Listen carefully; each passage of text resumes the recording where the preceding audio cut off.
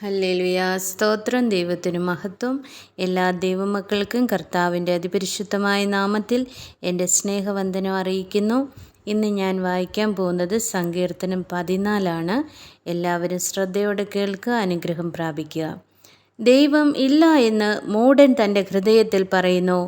അവർ വഷളന്മാരായി മ്ലേച്ഛത പ്രവർത്തിക്കുന്നു.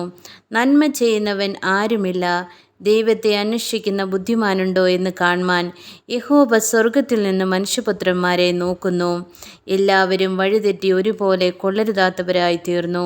നന്മ ചെയ്യുന്നവനില്ല, ഒരുത്തൻ പോലുമില്ല. നീതികേട് പ്രവർത്തിക്കുന്നവർ ആരും അറിയുന്നില്ലയോ? അപ്പം തിന്നുന്നത് പോലെ അവർ എൻ്റെ ജനത്തെ തിന്നുകളയുന്നു. യഹോവയോട് അവർ പ്രാർത്ഥിക്കുന്നില്ല. അവർ അവിടെ അത്യന്തം ഭയപ്പെട്ട്, യഹോവ നീതിമാന്മാരുടെ തലമുറയിൽ ഉണ്ടല്ലോ. നിങ്ങൾ ദരിദ്രൻ്റെ ആലോചനയ്ക്ക് ഭംഗം വരുത്തുന്നു, എന്നാൽ യഹോവ അവൻ്റെ സങ്കേതമാകുന്നു. ഹല്ലേലൂയ. സ്തോത്രം. ആമേൻ, ആമേൻ. ദൈവത്തിന് മഹത്വം. ആമേൻ, ആമേൻ.